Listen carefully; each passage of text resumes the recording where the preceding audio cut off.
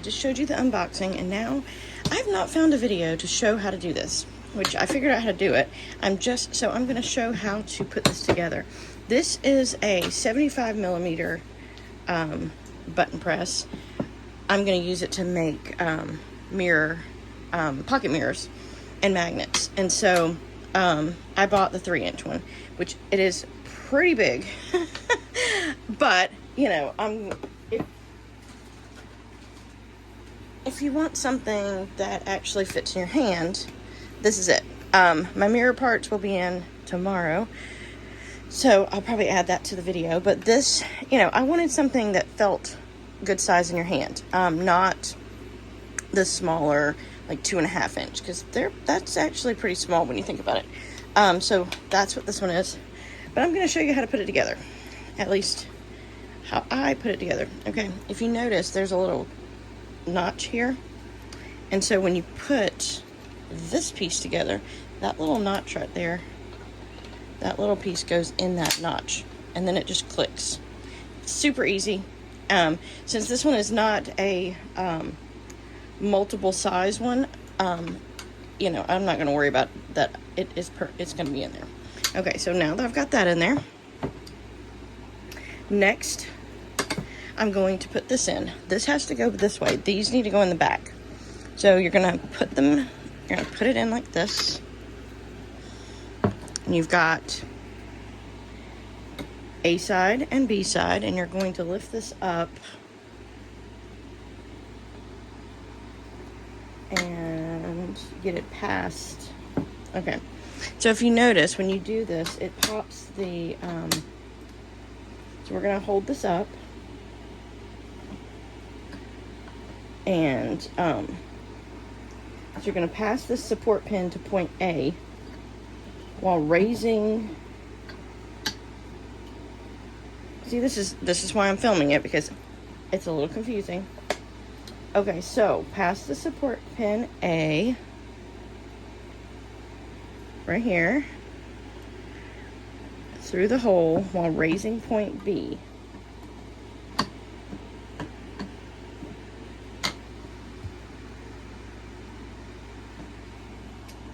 So basically, you've got to get this little piece here in between these two. And there we go. I got it. I lifted it up over it. Just put it over it. Okay, so now A and B are separate, so it's going to knock it like it's supposed to. And then there's a little pin here that has to go in right here on A. I'm going to put this pin in here, which is not easy either. You're going to put this pin in the hole.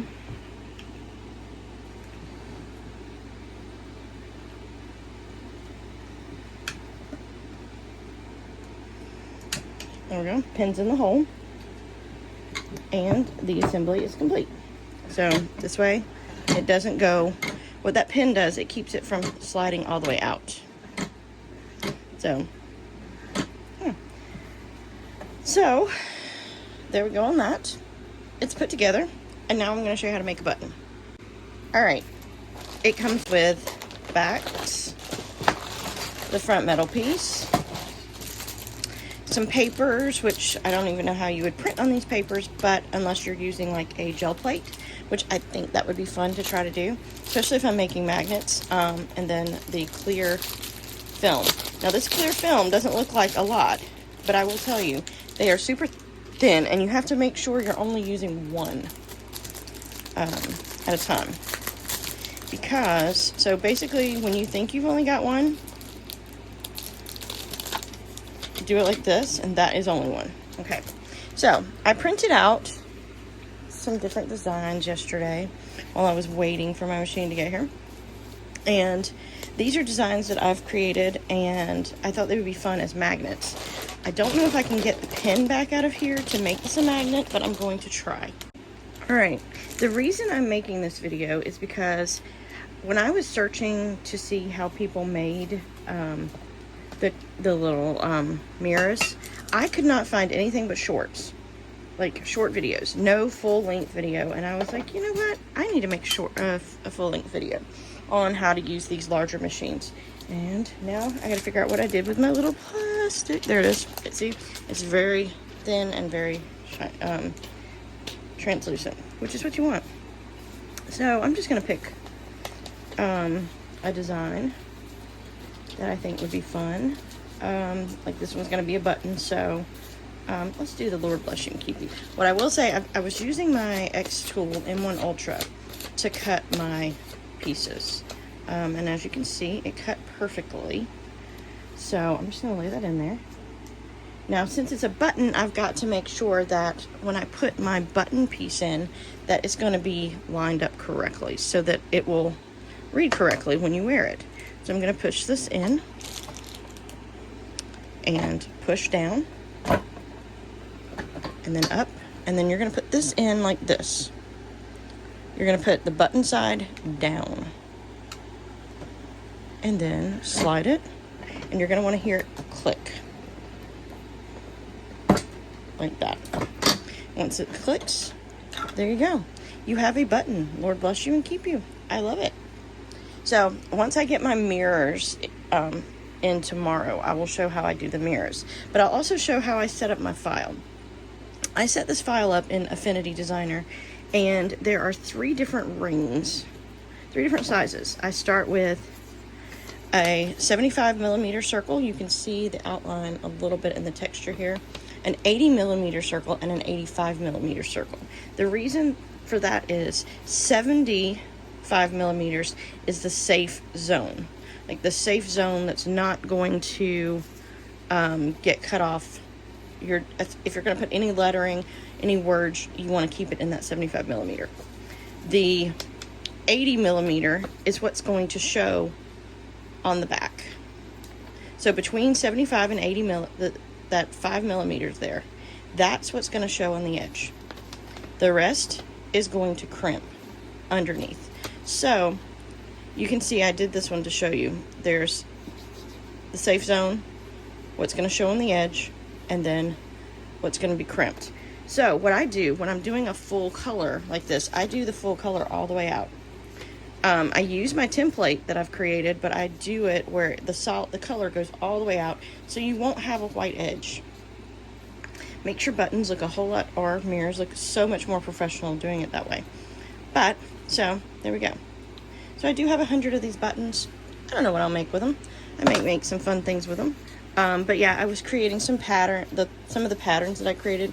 Like this is a pattern that you can purchase on Spoonflower for fabric.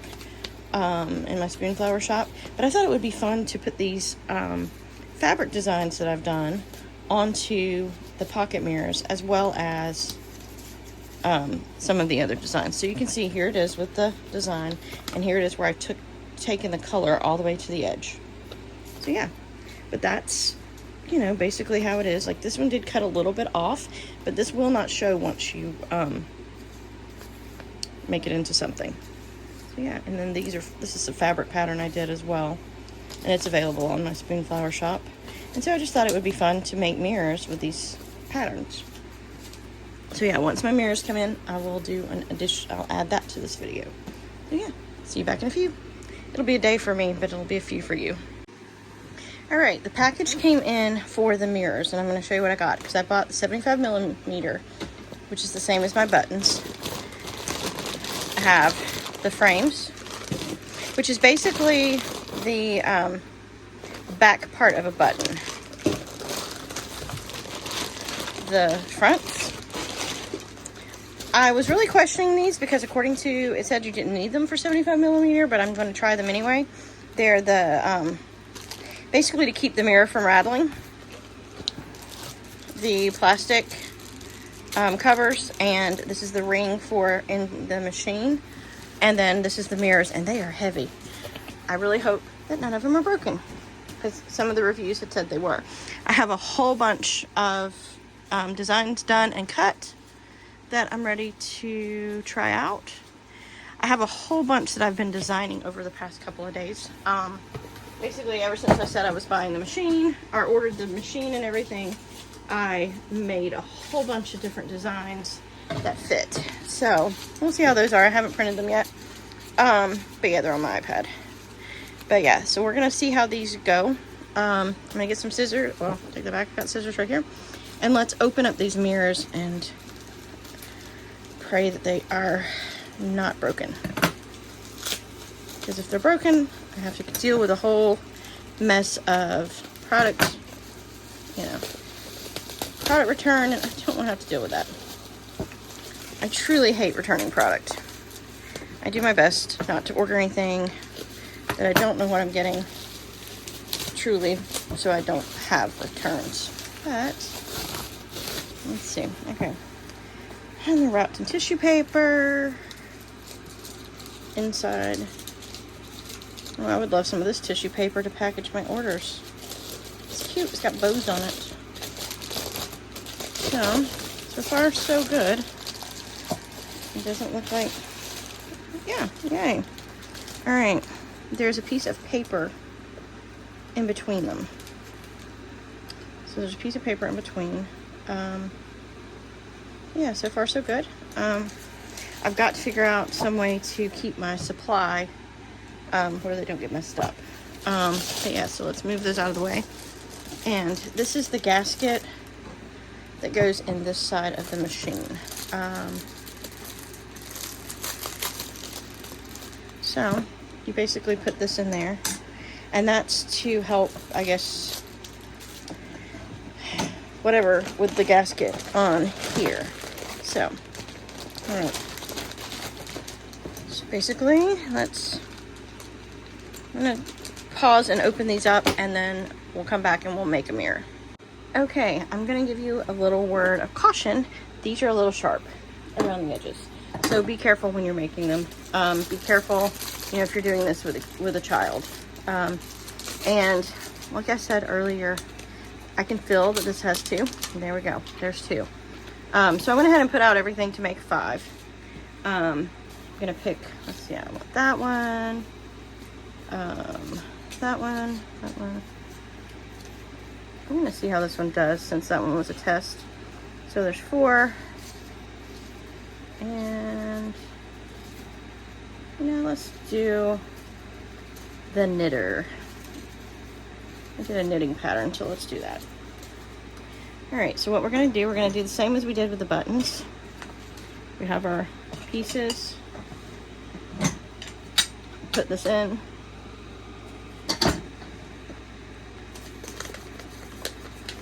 I'm just going to, you don't see it once there's really no creasing, so I'm gonna do this. Grab my little piece of Mylar, make sure it goes through. Let's move those out of the way. And then pull up. This is the ring. You're gonna wanna make sure that the smooth side is down. We're going to take a mirror, and like I said, be very careful with these. They are a little sharp on the edges.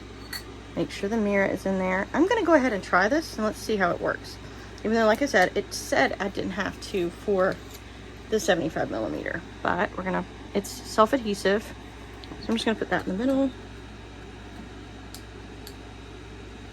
Pull this off. I'm gonna try it on this one. I'm gonna go in, and you can feel it. It's not as loud as the button, but there we go. And yeah, I think I am gonna put that in there because guess what? That mirror is not moving. Like, there's no rattling. There we go. We made a mirror. So I'm gonna probably put this on time lapse. I'm gonna make a few more and come back, and we're gonna see how, how it goes.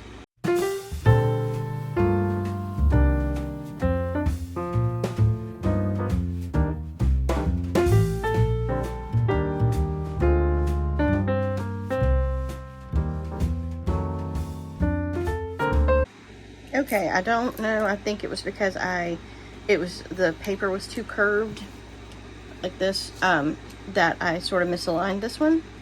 But yeah, so I've got one messed up. What I'm going to do is I'm probably just going to go ahead and rip all this paper off of it and keep it for myself, because it's not going to, you can't remake it. So